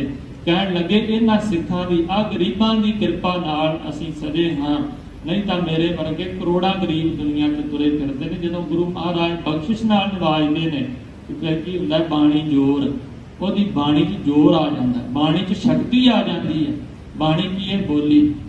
ਉਸ ਗੁਰੂ ਦੇ ਸਿੱਖ ਦੇ ਬੋਲਾਂ ਵਿੱਚ, ਜ਼ੁਬਾਨ ਵਿੱਚ, ਉਸ ਸਿੱਖ ਦੇ ਬਚਨਾਂ ਵਿੱਚ ਤਾਕਤ ਆ ਜਾਂਦੀ, ਜਿਹਦੇ ਤੇ ਬਖਸ਼ਿਸ਼ ਹੋ ਜਾਂਦੀ ਗੁਰੂ ਦੀ। ਉਹਦੇ ਬੋਲ ਫਿਰ ਕਦੀ ਬਿਰਤੇ ਨਹੀਂ ਜਾਂਦੇ। ਤਿੱਥੇ ਹੋਰ ਨਾ ਕੋਈ ਹੋਰ, ਇਸ ਅਵਸਥਾ ਵਿੱਚ ਹੋਰ ਕੋਈ ਰਹਿ ਨਹੀਂ ਜਾਂਦਾ। ਪਰਮੇਸ਼ਰ ਦੀ ਟੇਕ ਤੋਂ ਬਿਨਾਂ ਹੋਰ ਕਿਸੇ ਦੀ ਟੇਕ ਨਹੀਂ ਰਹਿ ਜਾਂਦੀ। ਕਿਸੇ ਦਾ ਆਸਰਾ ਗੁਰੂ ਦਾ ਸਿੱਖ ਨਹੀਂ ਤੱਕਦਾ, ਉਹਦੇ ਅੰਦਰ ਧਰਮ ਪਰਪੱਕ ਹੋ ਜਾਂਦਾ। ਗੁਰੂ ਦਾ ਭਰੋਸਾ ਇੰਨਾ ਪਰਪੱਕ ਹੋ ਜਾਂਦਾ ਹੈ ਕਿ ਕੋਈ ਉਹਦੇ ਸਾਹਮਣੇ ਜਿੰਨੀਆਂ ਮਰਜ਼ੀ ਕਰਾਮਾਤਾਂ ਦਿਖਾਈ ਜਾਏ, ਜਿੰਨੇ ਮਰਜ਼ੀ ਡਿੰਬ ਦਿਖਾਈ ਜਾਏ, ਗੁਰੂ ਦਾ ਸਿੱਖ ਆਖਦਾ ਮੈਨੂੰ ਗੁਰੂ ਤੋਂ ਵੱਧ ਹੋਰ ਕੋਈ ਨਹੀਂ। ਜਿਵੇਂ ਗੁਰੂ ਨਾਨਕ ਸਾਹਿਬ ਨੇ ਆਖਿਓ ਨੇ ਕਿ ਰਿੱਧ ਸਿੱਧ ਅਵਰਾ ਸਾਧ। ਇਸ ਅਵਸਥਾ 'ਚ ਪਹੁੰਚੇ ਹੋਏ ਮਨੁੱਖ ਨੂੰ ਰਿੱਧੀਆਂ ਸਿੱਧੀਆਂ ਵੀ ਚੰਗੀਆਂ ਨਹੀਂ ਲੱਗਦੀਆਂ, ਉਹਨਾਂ ਤੇ ਉਹ ਡਿੱਗਦਾ ਨਹੀਂ, ਡੋਲਦਾ ਨਹੀਂ ਹੈ। ਕੋਈ ਹੋਰ ਇਸ ਅਵਸਥਾ ਵਿੱਚ ਨਹੀਂ ਰਹਿ ਜਾਂਦਾ। ਗੁਰੂ ਦੇ ਸਿੱਖ ਵਾਸਤੇ ਬਾਣੀ ਬੜੀ ਉਸ ਦੀ ਪ੍ਰਬਲ ਜ਼ੋਰ ਵਾਲੀ ਹੋ ਜਾਂਦੀ, ਸ਼ਕਤੀ ਵਾਲੀ ਹੋ ਜਾਂਦੀ ਬੋਲੀ। ਹਾਂਜੀ। ਤਿਥੈ ਜੋਧ ਮਹਾਬਲ ਸੂਰ, ਤਿਨ ਮੈਂ ਰਾਮ ਰਹਿਆ ਭਰਪੂਰ। ਇਸ ਅਵਸਥਾ ਵਿੱਚ ਉਹ ਗੁਰੂ ਦਾ ਸਿੱਖ ਯੋਧਾ ਬਣ ਜਾਂਦਾ, ਮਹਾਬਲੀ ਬਣ ਜਾਂਦਾ, ਸੂਰਮਾ ਬਣ ਜਾਂਦਾ ਹੈ। ਤਿਨ ਮੈਂ ਰਾਮ ਰਹਿਆ ਭਰਪੂਰ। ਇਸ ਅਵਸਥਾ ਵਿੱਚ ਪਹੁੰਚਣ ਵਾਲੇ ਗੁਰਮੁਖਾਂ ਦੇ ਅੰਦਰ ਰਾਮ ਪਰਮੇਸ਼ਰ ਰਮਿਆ ਹੋਇਆ, ਭਰਪੂਰ ਹੋਇਆ ਰਹਿੰਦਾ ਹੈ। ਆਪ ਉਹਨਾਂ ਦੇ ਅੰਦਰ ਪਰਮੇਸ਼ਰ ਪ੍ਰਗਟ ਹੋ ਜਾਂਦਾ ਹੈ। ਪਰਮੇਸ਼ਰ ਰੱਬ ਦਾ, ਪਰਮਾਤਮਾ ਦਾ ਸਭ ਦੇ ਅੰਦਰ ਹੈ, ਪਰ ਪ੍ਰਗਟ ਉਹਨਾਂ ਦੇ ਅੰਦਰ ਹੁੰਦਾ ਜਿਹੜੇ ਮਿਹਨਤ ਕਰਦੇ ਨੇ। ਜਿਵੇਂ ਧਰਤੀ ਸਾਰੀ ਥੱਲੇ ਪਾਣੀ ਹੈ, ਪਰ ਪਾਣੀ ਕੱਢਣ ਦੇ ਲਈ ਮਿਹਨਤ ਕਰਨੀ ਪੈਂਦੀ, ਖੂਹ ਪੁੱਟਣਾ ਪੈਂਦਾ, ਬੋਰ ਕਰਨਾ ਪੈਂਦਾ, ਮੋਟਰ ਚਲਾਵਾਂਗੇ ਤਾਂ ਪਾਣੀ ਬਾਹਰ ਆਵੇਗਾ। ਇਸ ਪ੍ਰਕਾਰ ਹਰ ਇੱਕ ਗੁਰਸਿੱਖ ਦੇ ਅੰਦਰ ਪਰਮੇਸ਼ਰ, ਹਰ ਇੱਕ ਜੀਵ ਦੇ ਅੰਦਰ ਪਰਮੇਸ਼ਰ ਹੈ, ਜੀਵ ਜੰਤ ਹਰ ਇੱਕ ਦੇ ਅੰਦਰ ਪਰਮਾਤਮਾ ਹੈ। ਪਰ ਉਹ ਪ੍ਰਗਟ ਕਰਨ ਦੇ ਲਈ ਨਾਮ ਸਿਮਰਨ, ਅਭਿਆਸ, ਸੇਵਾ, ਮਿਹਨਤ ਕਰਨੀ ਪੈਂਦੀ ਹੈ। ਮਹਾਰਾਜ ਸੱਚੇ ਪਾਤਸ਼ਾਹ ਨੇ ਬਾਣੀ 'ਚ ਬਚਨ ਕੀਤੇ ਹਨ ਕਿ ਸਭ ਮਹਿ ਜੋਤ ਜੋਤ ਹੈ ਸੋਏ, ਤਿਸ ਕੈ ਚਾਨਣ ਸਭ ਮਹਿ ਚਾਨਣ। ਸਾਰਿਆਂ ਵਿੱਚ ਪਰਮੇਸ਼ਰ ਦੀ ਜੋਤ ਹੈ। ਉਸ ਜੋਤ ਦੇ ਸਦਕਾ ਹੀ ਸਾਰਿਆਂ ਦੀ ਜ਼ਿੰਦਗੀ ਦਾ ਚਾਨਣ ਹੁੰਦਾ। ਸਾਰੇ ਜ਼ਿੰਦਗੀ 'ਚ ਚੱਲਦੇ ਫਿਰਦੇ ਹਨ, ਬੋਲਦੇ ਹਨ, ਤੇ ਪਰ ਉਹ ਜੋਤ ਲੁਕੀ ਹੋਈ ਰਹਿ ਜਾਂਦੀ ਹੈ ਮਨਮੁਖਾਂ ਦੇ ਅੰਦਰ, ਜਿਹੜੇ ਗੁਰੂ ਨਹੀਂ ਧਾਰਨ ਕਰਦੇ। ਕਿਵੇਂ ਜੋਤ ਪ੍ਰਗਟ ਹੁੰਦੀ? ਗੁਰ ਸਾਖੀ ਜੋਤ ਪ੍ਰਗਟ ਹੋਏ। ਗੁਰੂ ਦੀ ਸਿੱਖਿਆ ਨਾਲ ਪਰਮੇਸ਼ਰ ਦੀ ਜੋਤ ਅੰਦਰੋਂ ਪ੍ਰਗਟ ਹੋ ਜਾਂਦੀ ਹੈ। ਮਹਾਰਾਜ ਆਖਦੇ ਉਹਨਾਂ ਵਿੱਚ ਰਾਮ ਪਰਮੇਸ਼ਰ ਭਰਪੂਰ ਹੋਇਆ ਰਹਿੰਦਾ ਹੈ। ਉਹਨਾਂ ਨੂੰ ਹਰ ਇੱਕ ਥਾਂ ਤੇ ਪਰਮੇਸ਼ਰ ਦਿਸਦਾ, ਉਹਨਾਂ ਦੇ ਅੰਦਰ ਵੀ ਪਰਮੇਸ਼ਰ ਸਾਖਸ਼ਾਤ ਪ੍ਰਗਟ ਹੋ ਜਾਂਦਾ ਹੈ। ਤਿਥੈ ਸੀਤੋ ਸੀਤਾ ਮਹਿਮਾ ਮਾਹੇ, ਤਾਕੇ ਰੂਪ ਨ ਕਥਨੇ ਜਾਹੇ। ਇਸ ਅਵਸਥਾ ਵਿੱਚ ਤਿਥੈ, ਉਸ ਅਵਸਥਾ ਵਿੱਚ ਕਰਮਖੰਡ ਦੀ ਅਵਸਥਾ ਵਿੱਚ ਸੀਤੋ ਸੀਤਾ, ਮਨੁੱਖ ਦਾ ਜਿਹੜਾ ਮਨ ਹੈ ਨਾ ਉਹ ਸੀਤਾ ਜਾਂਦਾ ਹੈ ਪਰਮੇਸ਼ਰ ਦੀ ਸਿਫਤ ਸਲਾਹ ਵਿੱਚ। ਉਹਨਾਂ ਨੇ ਆਪਣਾ ਮਨ ਪਰੋ ਲਿੱਤਾ ਹੈ ਪਰਮੇਸ਼ਰ ਦੀ ਸਿਫਤ ਸਲਾਹ ਵਿੱਚ। ਮਹਿਮਾ ਮਾਹੇ, ਮਹਿਮਾ ਜੋ ਪਰਮੇਸ਼ਰ ਦੀ ਹੈ ਉਸ ਦੇ ਵਿੱਚ ਉਹਨਾਂ ਨੇ ਆਪਣਾ ਮਨ ਪਰੋ ਲਿਆ। ਮਾਹ ਨਾਮ ਚੰਦਰਮਾ ਦਾ ਹੁੰਦਾ, ਮਹਿਮਾ ਜੋ ਚੰਦਰਮਾ ਵਾਂਗ ਰੱਬ ਦੀ ਮਹਿਮਾ, ਪਰਮੇਸ਼ਰ ਦੀ ਮਹਿਮਾ, ਸਿਫਤ ਸਲਾਹ ਮਨੁੱਖ ਨੂੰ ਸੀਤਲਤਾ ਦਿੰਦੀ ਹੈ, ਠੰਡਕ ਦਿੰਦੀ ਹੈ ਸੜਦੇ ਬਲਦੇ ਮਨਾਂ ਨੂੰ। ਇਸ ਅਵਸਥਾ ਵਿੱਚ ਜੋ ਚੰਦਰਮਾ ਵਰਗੀ ਸੀਤਲਤਾ ਵਾਲੀ ਪਰਮੇਸ਼ਰ ਦੀ ਮਹਿਮਾ ਹੈ, ਉਹਦੇ ਵਿੱਚ ਗੁਰਮੁਖ ਦਾ, ਗੁਰਸਿੱਖ ਦਾ ਜੋ ਹਿਰਦਾ ਹੈ ਪਰੋਇਆ ਜਾਂਦਾ। ਹਰ ਵੇਲੇ ਸਿਫਤ ਸਲਾਹ ਵਿੱਚ, ਮਹਿਮਾ ਵਿੱਚ, ਪਰਮੇਸ਼ਰ ਦੀ ਵਿੱਚ ਗੁਰੂ ਦਾ ਸਿੱਖ ਗੁਰਮੁਖ ਜੁੜਿਆ ਰਹਿੰਦਾ ਹੈ। ਤਾਕੇ ਰੂਪ ਨ ਕਥਨੇ ਜਾਹੇ। ਉਸ ਗੁਰਮੁਖ ਦਾ ਜਿਹੜਾ ਰੂਪ ਹੈ ਉਹ ਕਥਿਆ ਨਹੀਂ ਜਾ ਸਕਦਾ। ਉਹਨਾਂ ਗੁਰਮੁਖਾਂ ਦੇ ਰੂਪ ਬਾਰੇ ਕੁਝ ਕਿਹਾ ਨਹੀਂ ਜਾ ਸਕਦਾ। ਨਾ ਉਹੇ ਮਰਹਿ ਨਾ ਠਾਗੇ ਜਾਹੇ, ਜਿਨ ਕੈ ਰਾਮ ਵਸੈ ਮਨ ਮਾਹੇ। ਨਾ ਤੇ ਉਹ ਮਰਦੇ ਹੀ ਹਨ, ਨਾ ਉਹਨਾਂ ਨੂੰ ਠੱਗ ਸਕਦਾ ਹੈ। ਨਾ ਉਹ ਵਿਕਾਰਾਂ ਵਿੱਚ ਮਰਦੇ ਹਨ, ਨਾ ਉਹ ਆਤਮਿਕ ਮੌਤ ਤੇ ਮਰਦੇ ਹਨ, ਤੇ ਨਾ ਉਹਨਾਂ ਨੂੰ ਪੰਜ ਦੂਤ ਠੱਗ ਸਕਦੇ ਹਨ। ਨਹੀਂ ਤਾਂ ਮਾਇਆ ਠੱਗੇ ਠੱਗ। ਮਾਇਆ ਨੇ ਵੱਡੇ ਵੱਡੇ ਠੱਗਾਂ ਨੂੰ ਵੀ ਠੱਗ ਲਿੱਤਾ। ਦੁਨੀਆ ਨੂੰ ਠੱਗਣ ਵਾਲਿਆਂ ਨੂੰ ਮਾਇਆ ਠੱਗ ਜਾਂਦੀ ਹੈ, ਵਿਕਾਰ ਠੱਗ ਜਾਂਦੇ ਨੇ, ਆਪਣੇ ਅੰਦਰਲੇ ਦੂਤ ਠੱਗ ਜਾਂਦੇ ਹਨ। ਪਰ ਗੁਰਮੁਖਾਂ ਨੂੰ, ਗੁਰਸਿੱਖਾਂ ਨੂੰ ਕੋਈ ਮਾਰ ਨਹੀਂ ਸਕਦਾ। ਉਹ ਆਤਮਿਕ ਮੌਤੇ ਮਰਦੇ ਨਹੀਂ ਹਨ। ਨਾ ਠਾਗੇ ਜਾਹੇ, ਨਾ ਉਹ ਵਿਕਾਰਾਂ ਹੱਥੋਂ ਠੱਗੇ ਜਾਂਦੇ ਹਨ। ਜਿਨ ਕੈ ਰਾਮ ਵਸੈ ਮਨ ਮਾਹੇ, ਜਿਨ੍ਹਾਂ ਦੇ ਮਨ ਵਿੱਚ ਰਾਮ ਵਾਹਿਗੁਰੂ ਵਸਦਾ ਹੈ। ਤਿਥੈ ਭਗਤ ਵਸੈ ਕੇਲੋ, ਕਰਹਿ ਨੰਦ ਸਚਾ ਮਨ ਸੋਇ। ਇਸ ਅਵਸਥਾ ਵਿੱਚ ਕਈ ਥਾਵਾਂ ਦੇ, ਕਈ ਧਰਤੀਆਂ ਦੇ ਭਗਤ ਵਸਦੇ ਹਨ। ਭਾਵ ਅਨੇਕਾਂ ਭਗਤ ਇਸ ਅਵਸਥਾ ਵਿੱਚ ਪਹੁੰਚ ਜਾਂਦੇ ਹਨ। ਭਗਤੀ ਕਰਨ ਵਾਲਾ ਕਿਸੇ ਵੀ ਧਰਮ, ਕਿਸੇ ਵੀ ਕੌਮ ਨਾਲ, ਕਿਸੇ ਪੰਥ ਨਾਲ, ਕਿਸੇ ਮਜ਼ਹਬ ਨਾਲ ਸੰਬੰਧ ਰੱਖਦਾ ਹੋਵੇ, ਪਰ ਉਹ ਵੀ ਇਸ ਅਵਸਥਾ 'ਚ ਪਹੁੰਚ ਜਾਂਦਾ ਹੈ ਜਦੋਂ ਕੋਈ ਤੁਰਿਆ ਰਹਿੰਦਾ ਗੁਰੂ ਦੀ ਸਿੱਖਿਆ ਧਾਰਨ ਕਰਕੇ, ਗਿਆਨ ਖੰਡ ਚੋਂ, ਮਿਹਨਤ ਵਾਲੇ ਖੰਡ, ਸਰਮ ਖੰਡ ਚੋਂ ਗੁਜ਼ਰਦਾ ਹੈ। ਇਹ ਨਹੀਂ ਕੋਈ ਕਹਿ ਸਕਦਾ ਵੀ ਇਕੱਲੇ ਸਿੱਖ ਹੀ ਨੇ ਜੋ ਇਸ ਅਵਸਥਾ 'ਚ ਪਹੁੰਚਦੇ ਨੇ, ਜਾਂ ਕੋਈ ਆਕੇ ਵੀ ਇਕੱਲੇ ਹਿੰਦੂ ਪਹੁੰਚ ਸਕਦੇ ਨੇ, ਕੋਈ ਆਕੇ ਮੁਸਲਮਾਨ ਹੀ ਪਹੁੰਚ ਸਕਦੇ ਨੇ। ਸਾਰੇ ਭਗਤ ਇਸ ਅਵਸਥਾ 'ਚ ਪਹੁੰਚ ਜਾਂਦੇ ਨੇ ਜਿਹੜੇ ਭਗਤੀ ਕਰਦੇ ਹਨ, ਜਿਹੜੇ ਕਮਾਈ ਕਰਦੇ ਹਨ। ਇਸੇ ਲਈ ਗੁਰੂ ਦੇ ਸਿੱਖ ਕਿਸੇ ਨਾਲ ਨਫ਼ਰਤ ਨਹੀਂ ਕਰਦਾ ਹੈ। ਜੋ ਭਗਤੀ ਕਰਦੇ ਨੇ, ਕੋਈ ਵੀ ਭਗਤੀ ਕਰਨ ਵਾਲਾ ਕਿਸੇ ਨਾਲ ਨਫ਼ਰਤ ਨਹੀਂ ਕਰਦਾ। ਜਿਵੇਂ ਜ਼ਿਕਰ ਕੀਤਾ ਵੀ ਜਿਹੜੇ ਧਰਮ ਖੰਡ 'ਚ ਲੋਕ ਹਨ ਉਹ ਲੜਾਈਆਂ ਕਰਦੇ ਹਨ। ਮੰਦਿਰਾਂ, ਗੁਰਦੁਆਰਿਆਂ, ਮਸਜਿਦਾਂ ਦੀਆਂ ਜਿਹੜੀਆਂ ਲੜਾਈਆਂ ਹਨ, ਗਿਰਜਾ ਘਰਾਂ ਦੀਆਂ ਜਿਹੜੀਆਂ ਲੜਾਈਆਂ ਹਨ, ਉਹ ਇਸੇ ਕਰਕੇ ਨੇ ਧਰਮ ਖੰਡ ਤੋਂ ਅਗਾਂਹ ਕੋਈ ਤਰੱਕੀ ਨਹੀਂ ਕੀਤੀ। ਕੇਵਲ ਮੰਤਰ ਲੈ ਲਿਆ, ਜਾਂ ਉਸ ਧਰਮ ਦੇ ਚਿੰਨ੍ਹ ਧਾਰਨ ਕਰ ਲਏ, ਜਾਂ ਉਸ ਸਥਾਨ ਤੇ ਚਲੇ ਗਏ, ਤੇ ਬਸ ਇਸ ਤੋਂ ਅੱਗੇ ਕੋਈ ਮਿਹਨਤ ਨਹੀਂ, ਕੋਈ ਤਪੱਸਿਆ ਨਹੀਂ, ਕੋਈ ਸੇਵਾ ਨਹੀਂ, ਕੋਈ ਗਿਆਨ ਨਹੀਂ। ਉਹ ਲੋਕ ਲੜਾਈਆਂ ਕਰਦੇ ਨੇ, ਉਹ ਇੱਕ ਦੂਜੇ ਨਾਲ ਲੜਦੇ ਝਗੜਦੇ ਨੇ। ਕਰਨ ਵਕੀਲੀ ਆਪ ਵਿੱਚ ਰਾਮ ਰਹੀਮ ਥਾਏ ਖਲੋਈ, ਇੱਕ ਦੂਸਰੇ ਨਾਲ ਈਰਖਾ ਕਰਦੇ ਹਨ। ਪਰ ਜਦੋਂ ਕੋਈ ਭਗਤੀ ਕਰਦਾ ਉਹਦੀ ਕਿਸੇ ਨਾਲ ਈਰਖਾ ਨਹੀਂ। ਉਹ ਕੋਈ ਵੀ ਹੋਵੇ, ਉਹ ਹਰ ਇੱਕ ਦਾ ਸਤਿਕਾਰ ਕਰਦਾ ਜਿਹੜਾ ਭਗਤੀ ਕਰਦਾ ਹੈ। ਤੇ ਦੂਸਰਾ ਜਿਹੜਾ ਮਨੁੱਖ ਹੈ ਉਹ ਹਰ ਇੱਕ ਨੂੰ ਵੀ ਸਾਡੇ ਧਰਮ 'ਚ ਕੋਈ ਆ ਜਾਏ, ਸਾਡੇ ਧਰਮ 'ਚ ਕੋਈ ਆ ਜਾਏ, ਸਾਡਾ ਵਾਧਾ ਹੋ ਜਾਏ, ਇਸ ਤਰ੍ਹਾਂ ਲੋਕਾਂ ਨੂੰ ਗੁੰਮਰਾਹ ਕਰਕੇ ਆਪਣੇ ਧਰਮ 'ਚ ਲੈ ਕੇ ਆਉਂਦੇ ਹਨ। ਜਦੋਂ ਕਿ ਧਰਮ ਤਾਂ ਸਾਰਿਆਂ ਦਾ ਇਹ ਹੈ ਕਿ ਜ਼ਿੰਦਗੀ 'ਚ ਕੀ ਕਰਨਾ ਚਾਹੀਦਾ ਹੈ। ਹਰ ਇੱਕ ਦਾ ਫਰਜ਼ ਹੈ ਵੀ ਚੰਗਾ ਜੀਵਨ ਬਣਾਉਣਾ, ਚੰਗੇ ਕਰਮ ਕਰਨੇ, ਬੁਰੇ ਕਰਮਾਂ ਵੱਲੋਂ ਆਪਣੇ ਆਪ ਨੂੰ ਹਟਾਉਣਾ, ਨਾਮ ਜਪਣਾ, ਸੇਵਾ ਕਰਨੀ।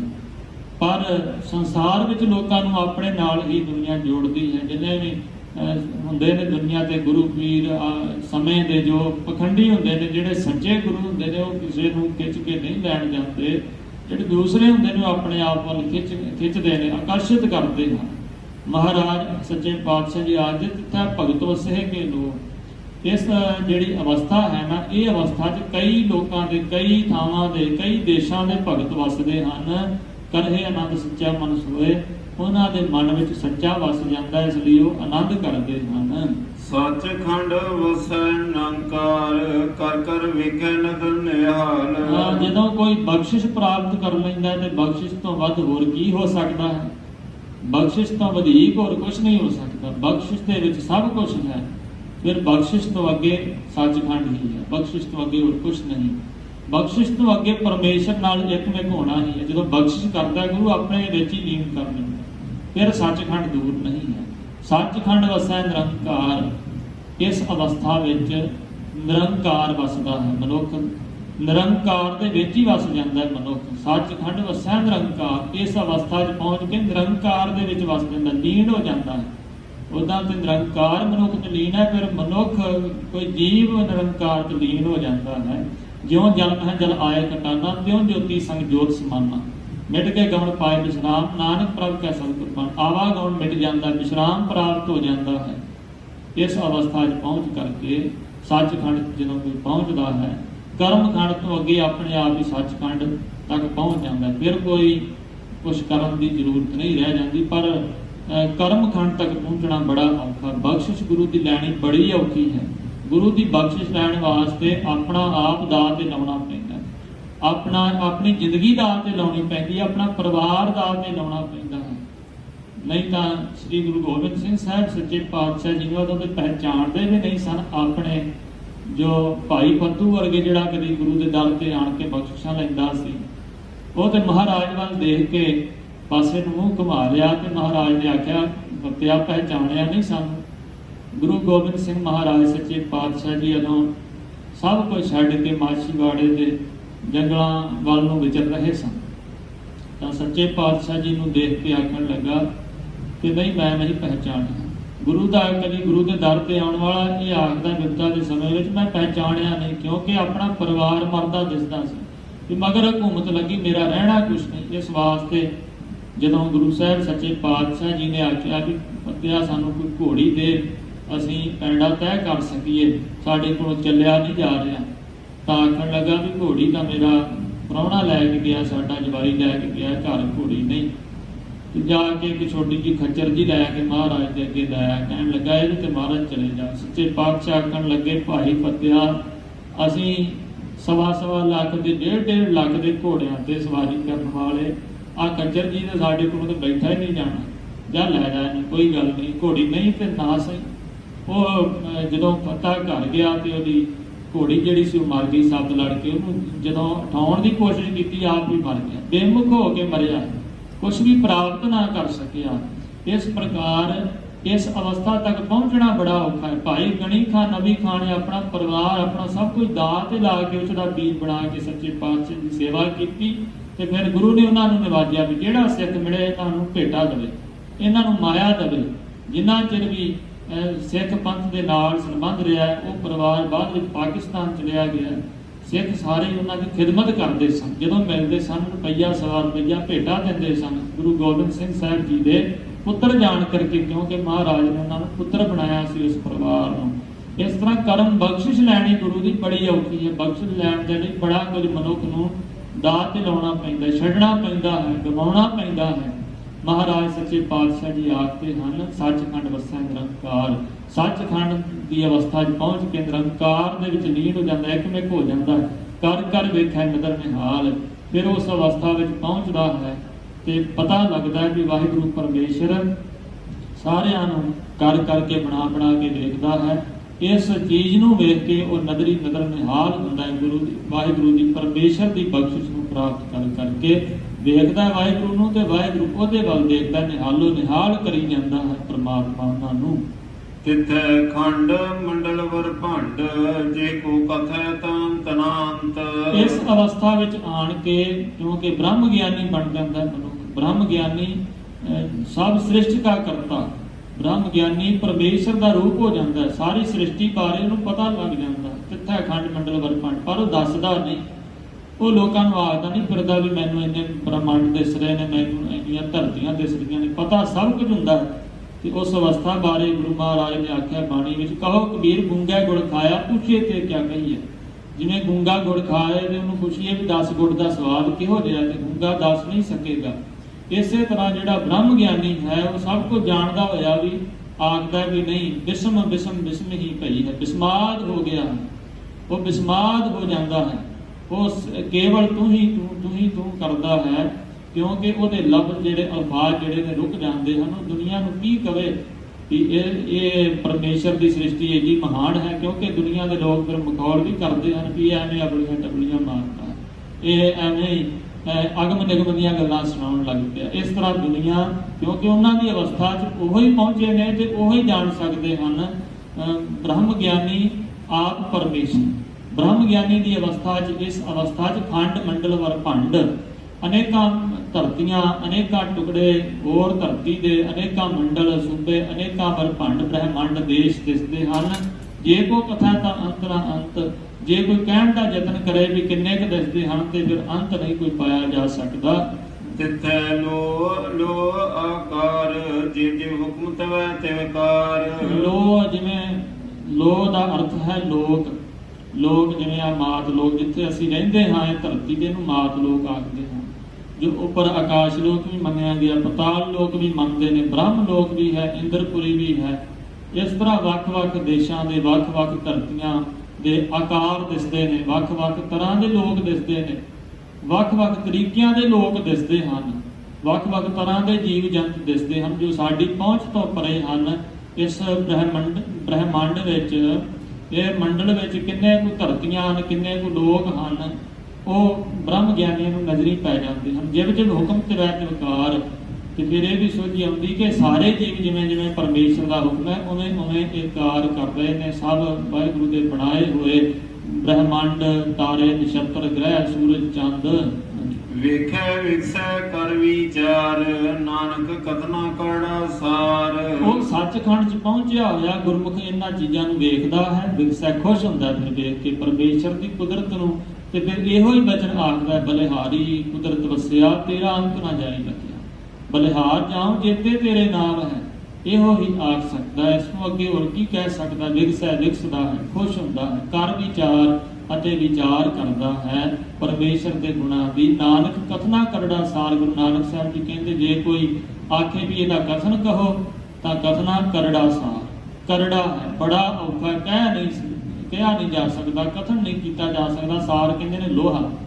ਜਿਵੇਂ ਲੋਹਾ ਚਬਾਉਣਾ ਬੜਾ ਔਖਾ, ਲੋਹੇ ਨੂੰ ਕੋਈ ਚਬਾਵੇ ਤੇ ਕਿਵੇਂ ਚਬਾਵੇ, ਕਰੜਾ ਹੁੰਦਾ ਸਾਰ ਨਾਮ ਲੋਹੇ ਦਾ। ਇਵੇਂ ਹੀ ਕਥਨ ਕਰਨਾ ਸੱਚਖੰਡ ਦੀ ਅਵਸਥਾ ਨੂੰ ਬਹੁਤ ਕਰੜਾ, ਨਹੀਂ ਕਥਨ ਕੀਤਾ ਜਾ ਸਕਦਾ।